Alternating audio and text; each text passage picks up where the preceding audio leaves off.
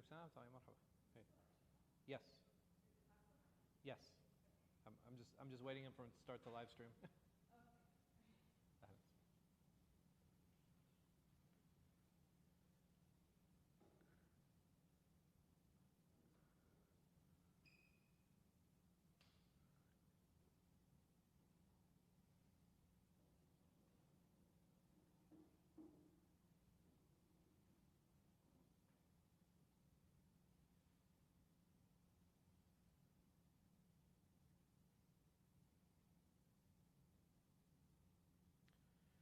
بسم الله الرحمن الرحيم الحمد لله رب العالمين والصلاة والسلام على سيد الأنبياء والمرسلين نبينا محمد وعلى آله وصحبه أجمعين أما بعد.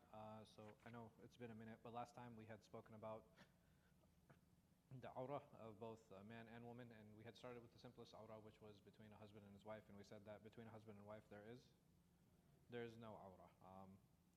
There are different aqwal on whether it's okay to look at the private area of your spouse, but I think ibaha, or it is mubah, is probably the strongest opinion concerning that.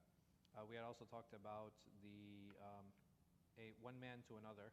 What is the awrah between them?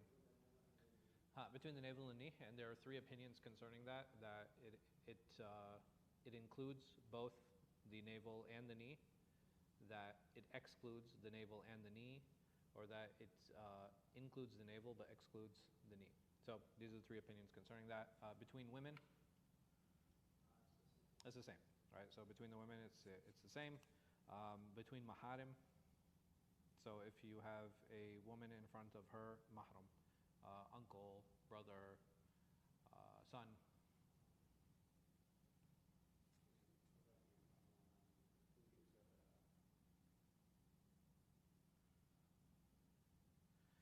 So in those situations, the most that we have is that they would make wudu in front of other maharim.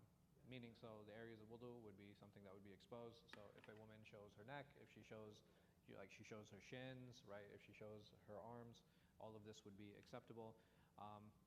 Some say that even less than that, meaning that is it okay, for example, if there are certain situations, like if a woman is breastfeeding her child, is it okay for her to breastfeed in front of her maharim? And we said that yes, a lot of the scholars would allow that.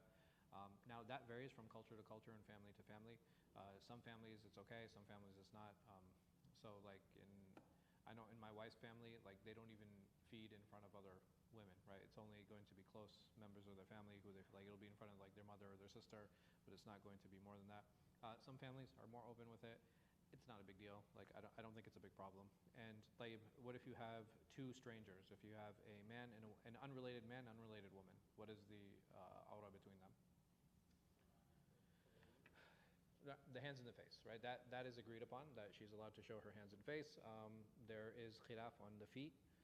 There's also, is it okay, because you have certain sahabiyat that they would make wudu in front of strangers, how would they do that without showing their hair? Their hair. Right, they would do a mess, right? So they would wipe over their khimar, right? Meaning that it's okay for a woman to show her forearms if there is a need, if she's cooking, if she's washing, if she's making wudu, etc. So in those situations, it's fine. You have some kalam or some speech from some of the scholars that like if her, like the front of her hair gets a little exposed, it's fine.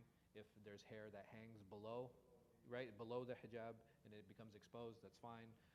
There's not a problem with any of those things. Why? Because she's making an effort to fully cover, and if those areas become exposed, then it is not, she's not sinful for that. We also talked about, when there's a need to expose certain body parts, like, so for example, if I go to a doctor, right, it's okay for me to expose that. So if a woman has to go to an ear doctor and the ear doctor is male, that doesn't mean that she can now take off her hijab, right? She only shows her ear. Huh?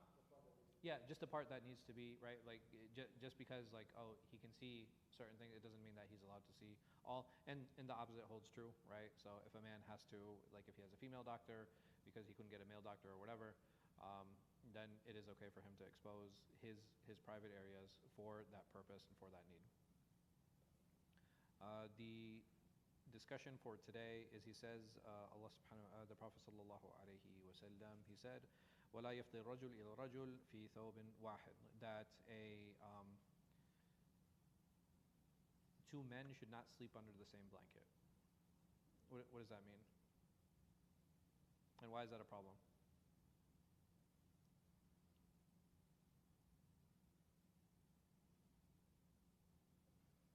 What is the possibility? If you sleep without a barrier, or if you sleep without something that separates two people on the same bed, what is the possibility? What are some things that can happen, and why would the Prophet ﷺ prohibit this?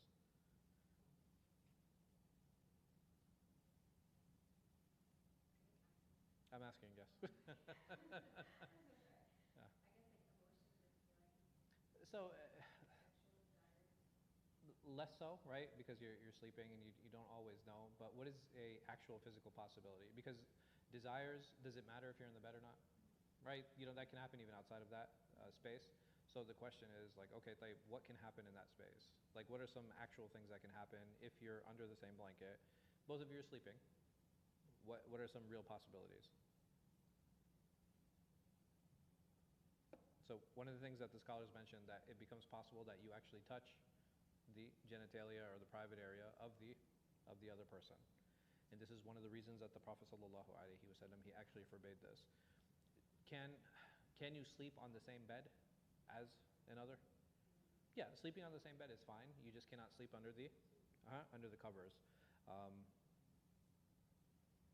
Because as long as everybody has their own covers, then it's something that's completely fine. It's something that's completely reasonable, because this hadith is a proof. Imam Nawawi mentions that you cannot touch the private areas of someone else, right? Unless there is obviously a need, like a medical need, and this is something that's agreed upon.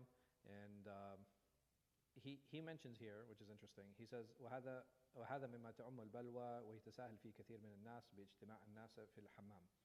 So he says that this is something like this idea of touching each other's private areas. He said that this is something that people have taken really easy, and it happens especially in the bathhouses. I don't know. I guess it does. I guess it did. I guess it did. I don't know. It's kind of weird. But so he says that this is something that people were practicing during his time, and it's something that he, rahimahullah, is clearly complaining about. He himself was a 7th century scholar, so you're talking about 600s Hijri. This was a problem. This was an issue. So he says, فَيَجِبْ عَلَى الْحَاضِرِ فِيهِ أَنْ يَصُونَ بَصَرَهُ وَيَدَهُ وَغَيْرِهَا مِنْ عَوْرَةِ غَيْرِهِ. So he says that it's very important in these situations where there is nudity. So what's also interesting here is that he doesn't say that you can't go into these places, but he's saying that what should you do? Right, you should protect yourself. You should protect your hands. You should protect your eyes to make sure that you don't accidentally bump into someone, to make sure that you're not looking at things that you shouldn't be looking at. And in this society, it happens very often in community centers, recreational facilities where there's a pool or where there's a sauna or there's a jacuzzi. So in those places, you have to be especially careful. It is uncomfortable, and someone might argue, well, it's not necessary to go to those places, right? You don't have to go swimming, or you don't have to go to a sauna, or you don't have to go to these places. But the only things that we should be wary of is the self-control that we have when we go to certain places, unless it's overwhelming, right? So if it's completely overwhelming, then that is some place that I should definitely avoid, and that's a place that I should stay away from.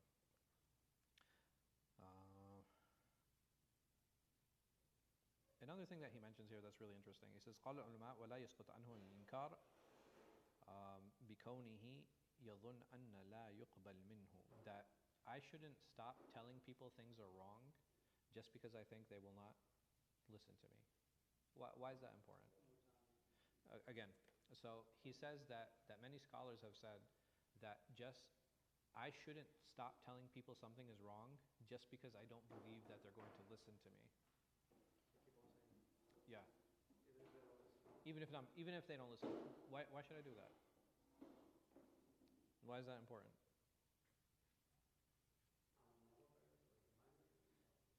I'm sorry? Because one of the unique characteristics of this ummah is commanding the good and forbidding. Yeah, amru bil ma'ruf wa nahy anil munkar. So one of the unique characteristics of this ummah is that we command the good and we forbid the evil. And how does evil spread?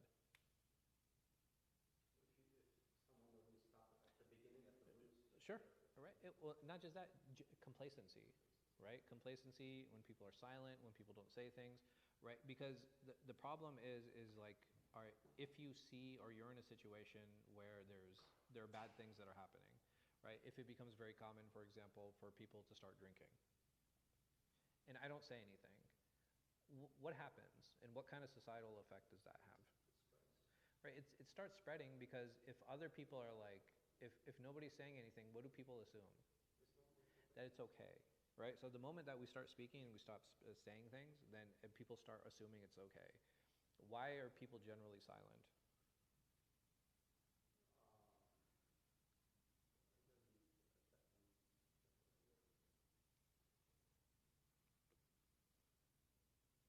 Hmm. Right, it can lead to a very selfish mindset. Right. The other problem is like, right. So you have to worry about having that selfish mindset, right? When it comes to doing things, that you're only worried about yourself, right? Because, and even if I am worried about myself, if this is something that starts becoming like practiced in large, will it not eventually affect me? It will, absolutely. So, I think it's very important also as a self-reminder, because if I become complacent with a lot of these things, the one characteristic that we lose in those settings is bravery, right? And it's very important, like one characteristic that's important to push, one characteristic that it's important to make sure that we try to instill in ourselves is bravery. So some of us might feel like or say that, well, I don't have places where I can practice courage, right? Well, the reality is like we have those spaces and places almost daily, right? There are things that we might hear from friends, there might be things that we hear from close ones, there might be things that we hear even from our spouses or from our children, but because of our shyness and the effect that it might have on the relationship, what do? Like we shy away, we shy away from things. So instead of actually saying like, hey listen, that's racist, don't say that, or like that's insulting, you shouldn't do that.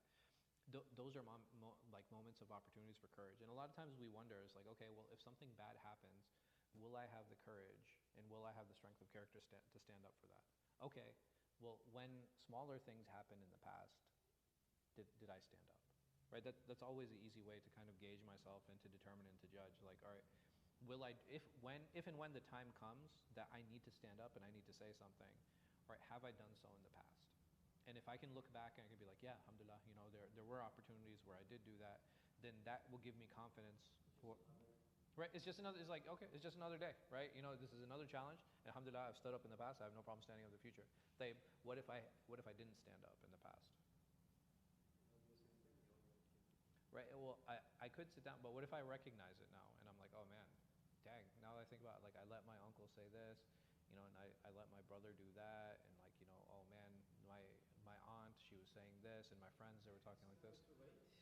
Alhamdulillah, right? And that's the main thing, right? The moment I realize it, that means that Allah subhanahu wa ta'ala has opened my heart, He's opened my chest, He's given me an opportunity to change. And it's important for me to capitalize on my opportunity. Meaning that the moment I realize it and I don't do anything, now I'm going to be held accountable. Why? Because now I saw it. I saw it and I know it, and I didn't do anything about it to make the situation better. May Allah subhanahu wa ta'ala protect us from that. So I think it's really important, and it's a really good point here, that if I see these things, like it's important for me to say something about it. What is the one situation where I shouldn't? Yes.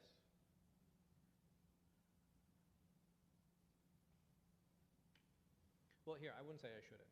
What is the one situation where I'm excused? I won't say shouldn't. That's not a good use. This isn't a good word. Right? So if it's something that's life-threatening, and that situation I have what? I have excuse, I have a choice. Right? In that situation, I can be like, okay, no. Because is every battle worth it? No.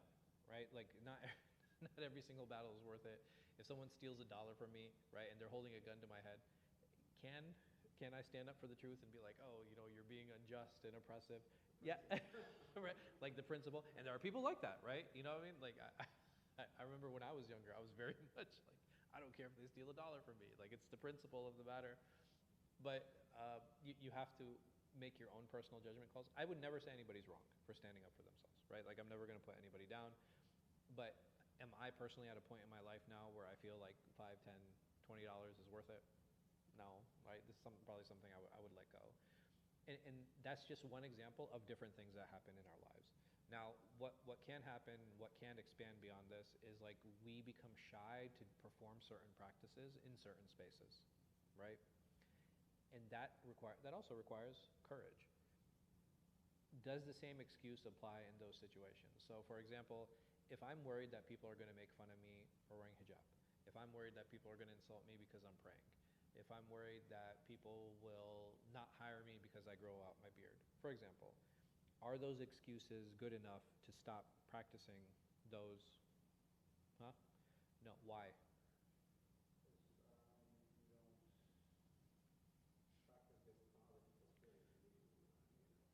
Sure, that's definitely a big part of it. But I'm saying, remember we said that there's only one excuse. That it has to be life-threatening. Just because somebody is harassing me, that doesn't, right? I'm not excused. Because in our lives, how many of us have been harassed, right? All of us, right? We've been harassed at some point, at some place, and sometime. If I allowed my life to be dictated by everyone who harassed me, where would we be today?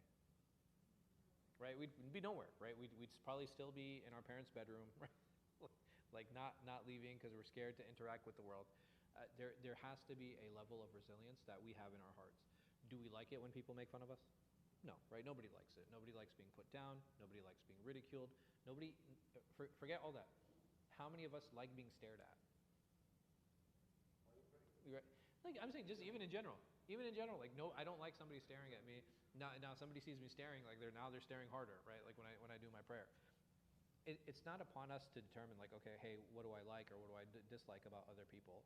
When other people do something to me that I find offensive, when other people say something to me that I find offensive or hurtful, or they engage with me that I find offensive or hurtful, I cannot use that to dictate I cannot use that to dictate my reactions to them. And this is where resilience comes in. What is the difference between resilience and allowing myself to be a victim? Because I'm sure all of you agree that, all right, just because somebody says something to me, I shouldn't stop doing what I'm doing. Yes? Do we all agree on that? At what point am I allowing myself to become a victim?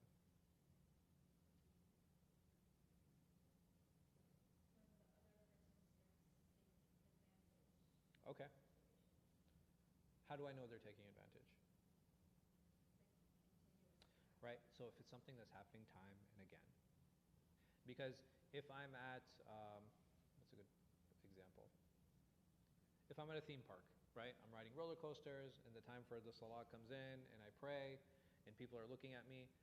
Should I go now and like start defining boundaries with all these people around me? Like, hey, listen, I didn't feel comfortable when you were looking at me while I was praying. Huh. Yeah. Yeah, listen, I'm not, it's like, what I mean? Like, as soon as the prayer comes in, I'm standing in line.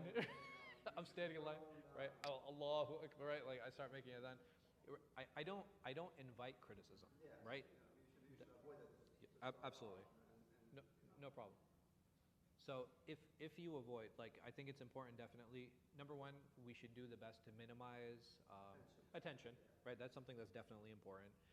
We are not here, remember, and this is something that I say time and again, Islam shouldn't appear as a completely foreign idea in a foreign culture and a foreign religion to people. It should be something that people are like, oh wow, that actually looks exciting, that looks interesting, I really like how they do this, I really like how they carry themselves. And there are a lot of things that are attractive to many non-Muslims, which is why why do people accept Islam? Right. Some of them, their own personal research, right? They go and they read and stuff like that. Many of them accept Islam because of, right, the dealings and right, the adab and like all of these things. So I think that's something that's important to maintain. So definitely, right? So you minimize attention. I'm minimizing attention. I'm off to the side. I'm not in any of the pathways. I'm praying. People still stare. Yes. In that situation, does it make sense for me to go and now stop everybody who's staring at me? So in what situation would it be now? So I think in situation when we're dealing with strangers, what are the chances of me allowing myself to be a victim? It's usually not a lot, right? Because how often am I going to see those people again? I'll probably never see any of those people again. Yeah, or even if somebody says something, insulting, right? The chances of me interacting and dealing with that person again are very minimal. So the situations where that increases, maybe at work, maybe at school, maybe in our family, right? Like all these things definitely can happen. I know Muslims who get made fun of in their homes because they're praying. Right? These are Muslims. Like there's a Muslim family, like, oh, you're all religious now. You know what I mean? Like at what point now in those situations, okay, what kind of courage and what kind of bravery do I need to show? Number one, can I be insulting? No, right? I can't be insulting. Even though Allah subhanahu wa ta'ala, He says that if I respond to a sayyi' bi sayyi' mithlaha, then I'm allowed to. Meaning, if somebody punches me, what can I do? I can respond with a punch. Allah subhanahu wa ta'ala, He allows that. Is that appropriate for every situation? Yeah, if my dad hits me,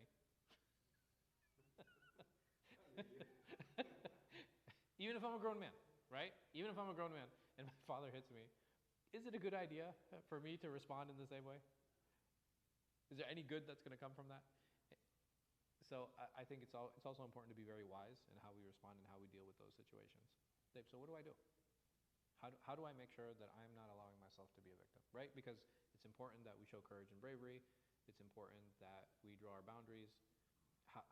Because it's important that we don't allow ourselves to be victims. What are some steps and what are some things that we should do to recognize to make sure that that's not good? I'm sorry? You have to confront them, right? And many times we're shy to confront others because of what? Right? We're scared of the consequences, right? We're always scared of the consequences. I think a good way to overcome consequences many times is like, okay, sitting down and talking to someone, right? That's always a good way of doing it. It's like, okay, hey, you know what? I think I need to sit down with somebody who I trust.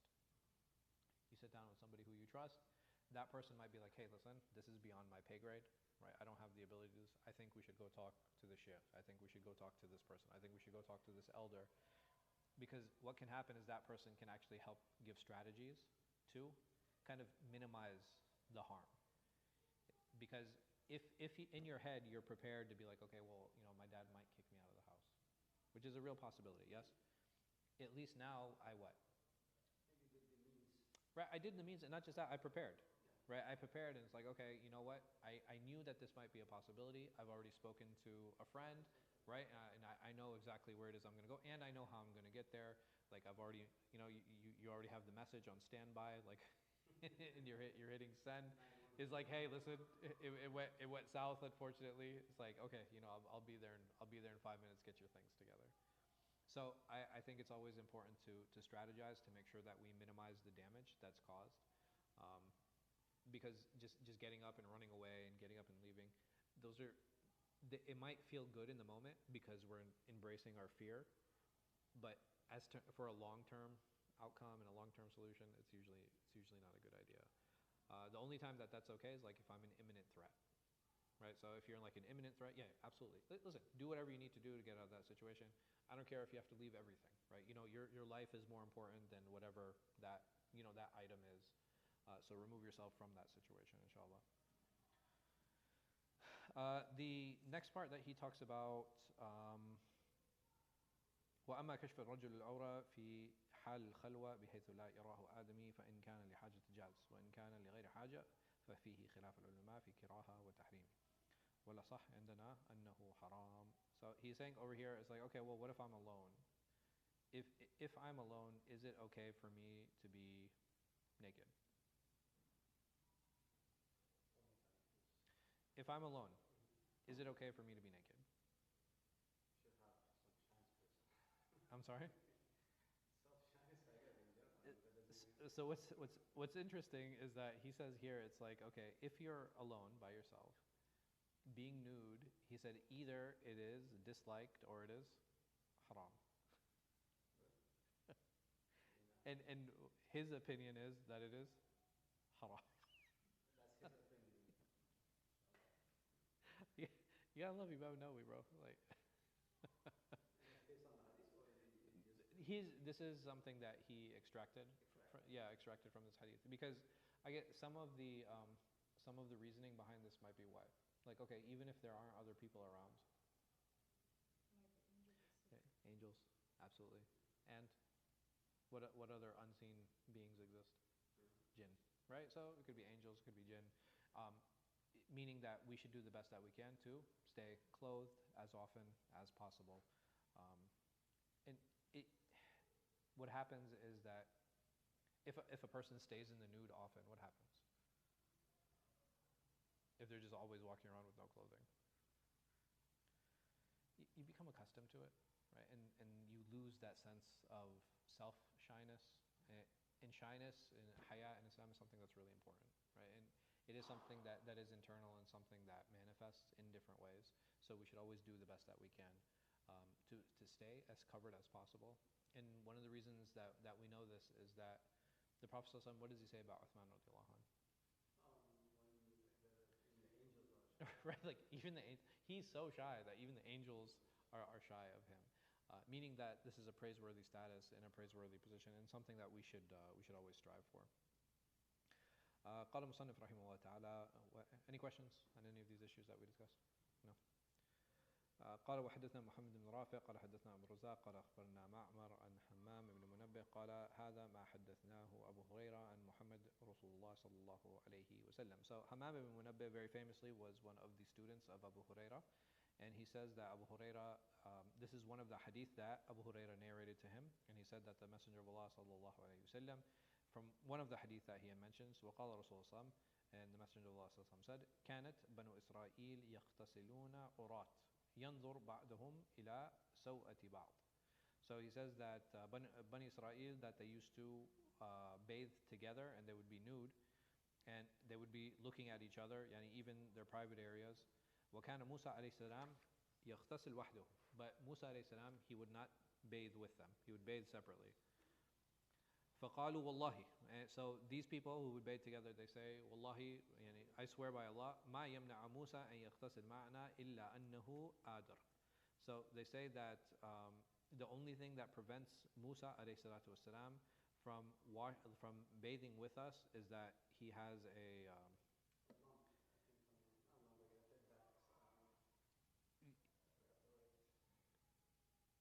his no, yeah, okay, that's a good way of translating this. Adar is he has like really large testicles, essentially.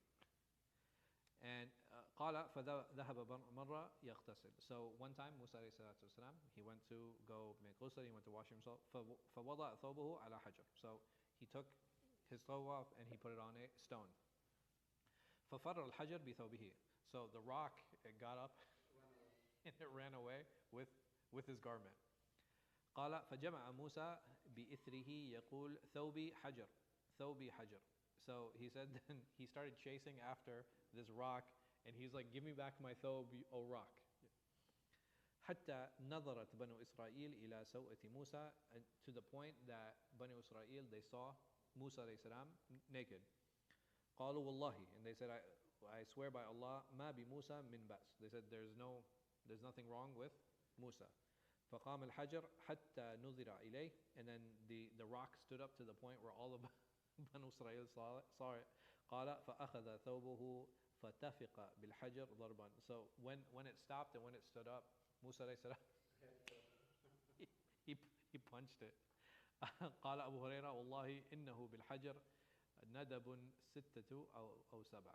So ضرب موسى بالحجر. So he said that he hit it six or seven times, and there were marks in the rock. So over here, why did Imam Muslim share this story?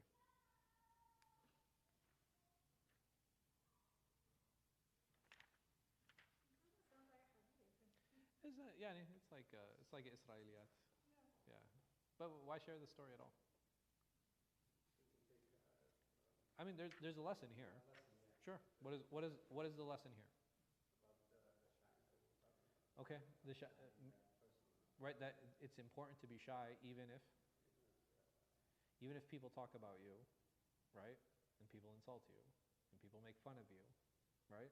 That's what's happening in the story. And even if people make fun of you because you're doing the right thing, eventually what will happen?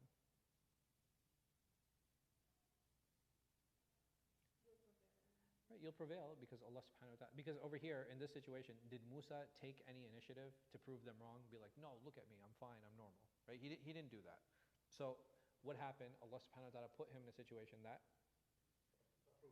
right, that actually freed him of, whatever the claims and the gossip that these people made. And the lesson we can take away from this is that sometimes there are many things that are out of our control. Yes. Sometimes people talk about us with right over here.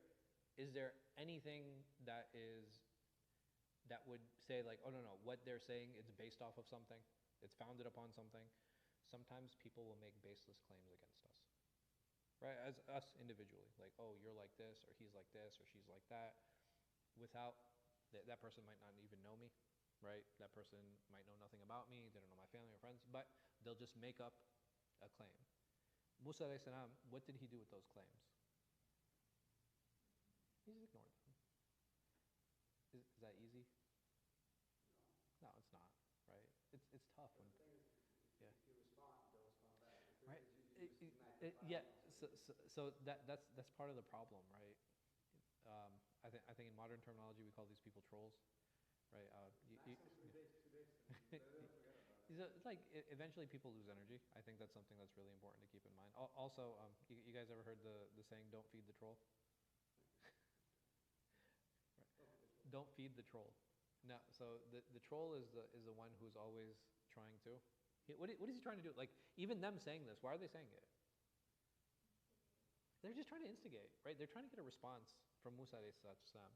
And by not engaging, what happens? Right, it gets them, that actually frustrates them, because right, it embroils them even more. So what happens when you engage? How do they feel? Right, they start, right, it actually feeds them, right? They actually feel good. It actually makes them happy, because they're looking, this is what they were looking for. They're looking for somebody to engage with them. They're looking for attention. And it's so sad, right? You know what I mean? Like this is what you have to do to get other people's attention. And I think that's extremely problematic. And a lot of that stems from, like, maybe they didn't receive enough attention, from family or from friends, or enough positive attention. So a lot of times, like, if a person grows up and they don't receive positive attention, what do they look for? They just look for any type of attention, right? So whether it be positive, whether it be negative, a lot of, even parents or like teachers, if they have a child that just like is constantly acting up, well, part of the reason is because they're seeking attention, right? And they're looking for that attention.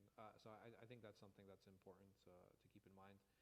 The other thing here, like Musa alayhi salam, him getting angry and him getting upset, it's actually funny, right? It's not. it's like, yeah, like it's like, because the thing is like punching a rock, like, is it what's the word? Is it like a logical response?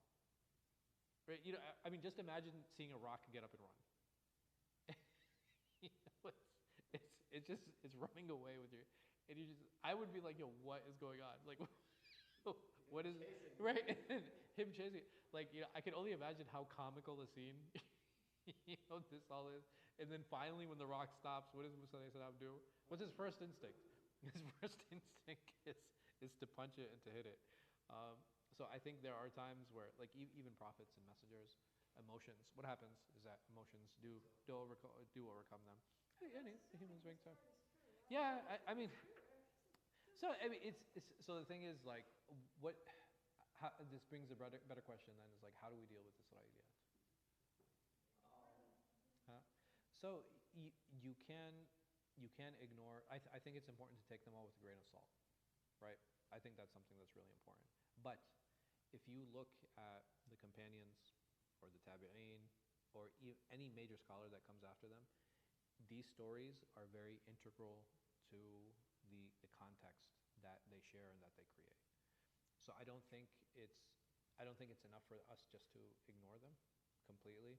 I think the ones that show characteristics of prophets that are unbecoming, I think absolutely those are things that shouldn't be shared. I think anything that goes against our deen is something that shouldn't be shared. Okay, like what if it's something that doesn't go against the deen? It doesn't, you know what I mean? And what if there's a lesson that can be taken from it? We take a lesson. Here, are we going to take? Okay. Yeah. Yeah. Yeah.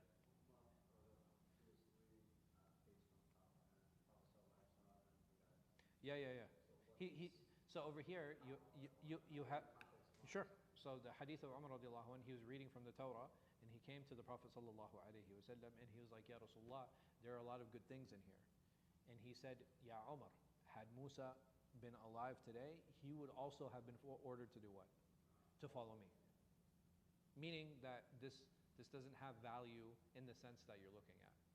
But you have other hadith where the Prophet ﷺ, he says, حَدِّثُوا عَنْ بَنِي إِسْرَائِيلَ وَلَا حَرَجْ. Like, narrate the stories of Bani Israel, and that it's not an issue, it's not a problem. So again, it's important to keep that in mind. So even in this story, I mean, we might feel like, man, this is very outrageous, right? The fact that there's this rock and stuff like that. Well, what benefit does that bring? Mm-hmm. So I'm saying here, let me put it this way. If Musa alayhi salatu wasalam, he came out to Bani Israel by himself, and he was like, look, because for them, was it normal for them to be nude in front of each other? Yes, right? They didn't have a problem with it. So, we don't know that either. I mean, based on what I hear in the Quran, I think it's very normal. But like,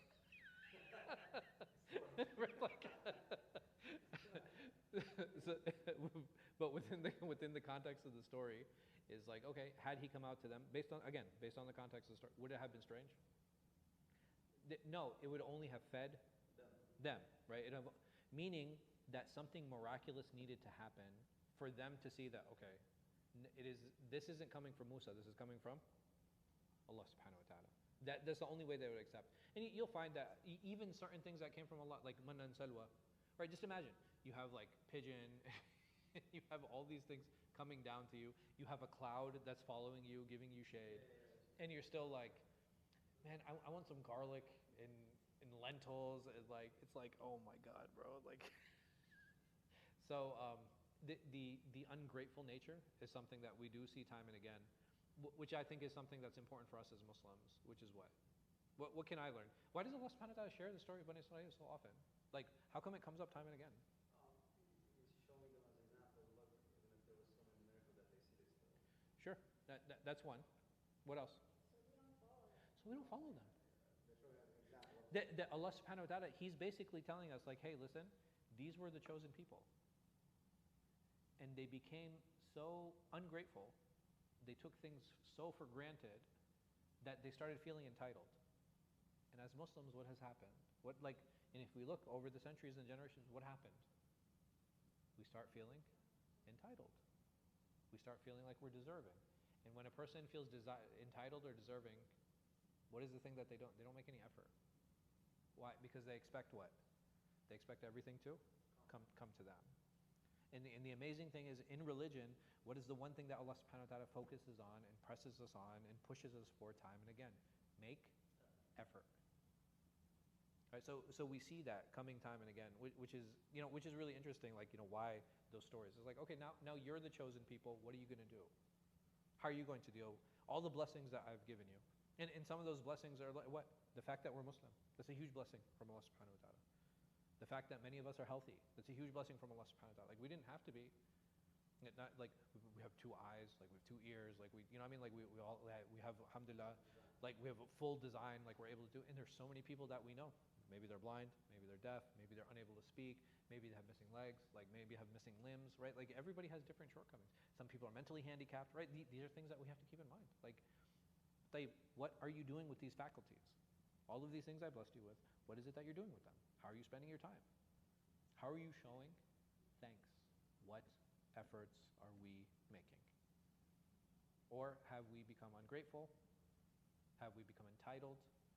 And sometimes we do, right? Sometimes we feel entitled. And how does that, it's like, well, I'm praying and I'm fasting. It's like, bro, you're not doing anybody any favors. Right? Like if I'm praying and I'm fasting and I'm giving my zakat, okay, like who is that benefiting? Like it's supposed to benefit me, right? Society is not benefiting from my hajj. My community is not benefiting from my prayer. Like, so I think these things are important to keep in mind, when we look at these stories, and again, regardless of how outrageous they might seem, or how miraculous they might sound. Because there are a lot of things, like even for us as Muslims, like there are a lot of miraculous, outrageous things that we hear from the Prophet ﷺ. Like, can you imagine that somebody brings food or somebody has bread and the Prophet ﷺ says, he's like, okay, come in sets of 10. It's like everybody's eating, and he's like, okay, next group, and everybody eats. It's like, bro, it was only this much food, and it's like it hasn't decreased. So I think like accepting that. All right, there are certain things that are outrageous. There are certain things that are miraculous. There are certain things that are like outside of what our understanding is. It's okay, because the thing is that the exception or is that the norm? These miracles. It's exceptional, right? Like so you only have like a handful of cases where these things happen. And I think the reason for that is because we should learn to appreciate. Like when we do have them. Allah subhanahu wa ta'ala has given us the greatest miracle, which is, right, which is the Quran, what are we doing with that miracle? How are we engaging it? Like, how are we using it? Allah's given it to us as like a spiritual protection. He's given us the Quran as a blessing. He's given it to us as a means to understand and interact with the world around us. Yes? And I like to share too. I'm sorry? I give or share. Yeah, inshallah we'll find them. But like Allah subhanahu wa ta'ala, he's blessed us in different ways. Like, all right, well, what are we doing with those blessings? If I'm in safety, all right, am I helping other people feel safe? If I'm well fed, am I feeding other people? If Allah subhanahu wa ta'ala has given me a stable job, like am I helping am I helping them get a job? Right? Even if I have a good job or I have all these things, okay, maybe I don't have the money to like help someone. Okay, can I pass on a skill? Help someone get there. How do I make sure that, and this one's probably the hardest, how do I make sure that I'm not intimidated by others, where I feel that somebody might take my job, or somebody might take my position, or somebody, like, and it's a real fear that we have, right? And which is why we hold on, to our jobs, our whole things. And just raise the waterline. Can anybody say there's not enough sunlight? Is barakah any different? Is there anybody who can take all the barakah? And be like, no, only for barakah, only for me.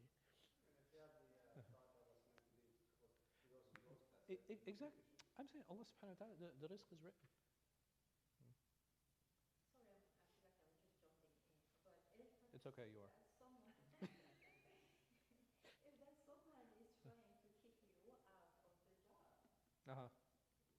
So you have to, I'm saying you have to make a decision at that point, because even if someone's trying to remove me or push me out, the question then comes is like, all right, is that the feeling of the institution, or is that the feeling of that individual? And if it's the feeling of an institution, I'll give my example. I had the previous imam position I had.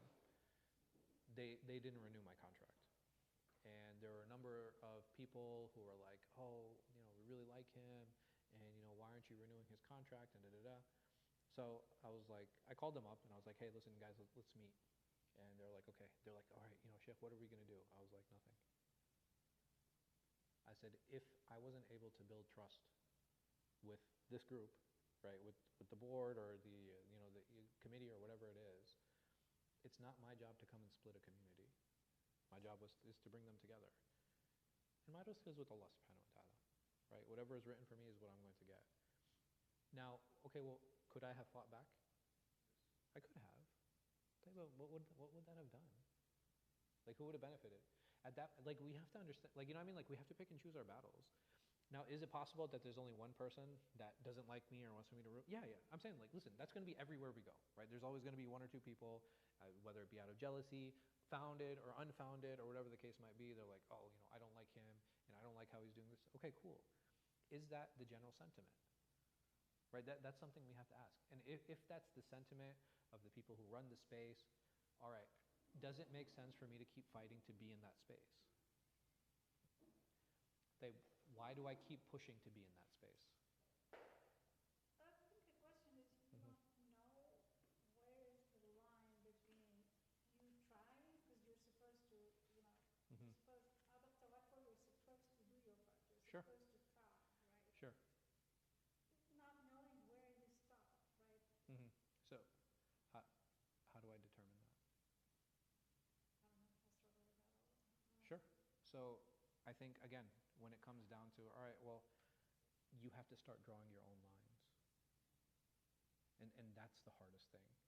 Okay, you know what? It doesn't feel like I'm getting anywhere with this position. It doesn't feel like I'm getting anywhere in this space. It doesn't feel like I'm getting anywhere with this person, right? And these are the different interactions that we have. Okay, how much time do you want to invest? I'm willing to invest a month. 6 months? A year? And then once that 1 year and 1 day comes, what do? I pivot and I move away. And that's hard, right? That's really tough. Where does this happen a lot? It happens in marriage, right? So if I have a young couple, we want to get married, like we want to do this, it's like, okay, cool.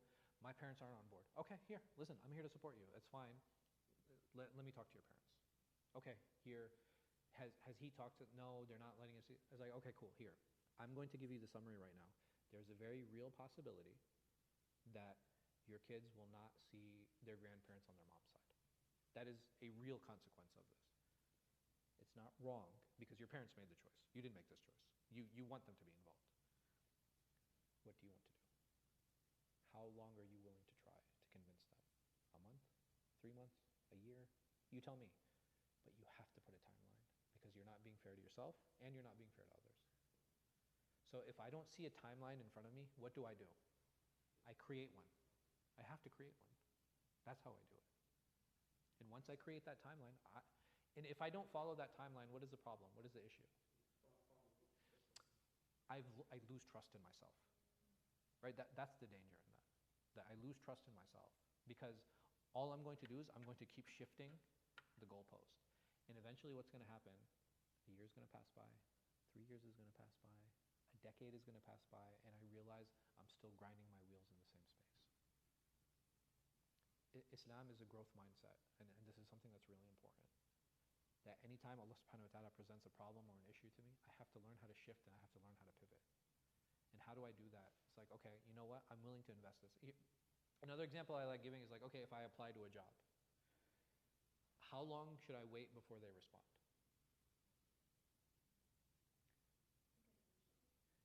Sure. Okay. What if I'm not really invested in the job? I might give them a few days. What if the job has like an excellent scaling? What if it has upward mobility? What if the pay is really good and they guarantee me like an increase in pay and responsibilities? How long am I willing to wait now? Before they call me, yeah. Maybe I'm willing to wait 2 weeks. Maybe I'm willing to wait a month. Right? No, I'm saying like, in the thing, no, listen, you can follow up and you can call, but you might not get a response. Right? So that's fine. But how long do I wait for them to respond? How do I? Is this something that you like in the rest of the world? Like, No, these are very personal decisions. so like, Yeah. let's say like it is something where it's like not a company, it is Mhm. let's say a marriage or something. Sure. Like, what do you say? Like, So you have until like 2 months or? so you have, It's more of a threat. so you have to, it's the way you present it, right? Because there are stakeholders who are very much and closely involved in that process. And you can say to a potential, right, if this is your fiance or whoever it is, and be like, hey, listen, we've been trying this for the past 6 months. How much time do you feel we should give this until we make a final decision? Is that a threat? No, it's not. It's not a threat, right? Because you're presenting it as a joint decision. Be like, well, okay, well, why can't, listen, I'm just asking for a timeline. listen, I'm invested. If I wasn't invested, I wouldn't have been, like, I wouldn't be here. You know what I mean? I still wouldn't be in this. I'm just asking because I don't want you to waste your time and I don't want to waste mine. Either this has to work or it's not. Like, that's the end, right? Either it's going to work or it's not. We're not going to have this halfway relationship. And the reality is like, okay, Taib, you know what? We can drag this out forever. All we've done is made this an extended boyfriend-girlfriend situation. And that's not permissible. You know what I'm saying? It's like, no, we have to act. Like, we have to do something. And part of that action plan is like, okay, we have to put a deadline on this. Like, everything has an expiration. I'm saying, like, listen, even our bodies have an expiration date. Right? There's a day that we're all going to die. We're allowed to put expiration dates on other things too. Be like, okay, hey, listen, I'm willing to try for another 2 months. I'm willing to try for another week. I'm willing to try for another couple days, whatever the case might be. But how you present that, that's very different. But in our hearts and minds, we should always put that. You know, the one thing, that the moment that we put an expiration date, you know what happens and what we remove? Anxiety. And anxiety is one of the worst places anybody can be in. Will it hurt if I get a no? Yeah. But it's better than being anxious. Because at least now I can make a decision. The problem with anxiety is I'm in a place where I can't do what? I can't go right, I can't go left, right? Like, I don't have any choice. But the moment I make a decision, it might hurt. It might be painful, but I've done what? I've made a decision. I've learned to trust myself. I've learned to create strategies. I've learned to draw boundaries, right? Like, these are a lot of skills that are very important for us to build as individuals, as humans, as Muslims. So it's like, okay, you know what? This is what I'm going to do. Is it going to hurt? Is it going to suck? Yeah. I mean, sometimes we have to embrace the suck, bro. Like, you know, like, it's not. Yeah, it's just like, it's just like, okay, you know what? You know, let the suck, like, you know, be like a wave over me, and it's like, okay, you know, let's do it. And it's hard, it's tough, right? But part of life is facing and dealing with these difficulties. May Allah subhanahu wa ta'ala make it easy for all of us. Inshallah, I'll see you guys next. The next class will start in about 5 minutes or so. Inshallah, wallahu a'lam wa sallallahu ala khayri khalqin nabina Muhammad wa ala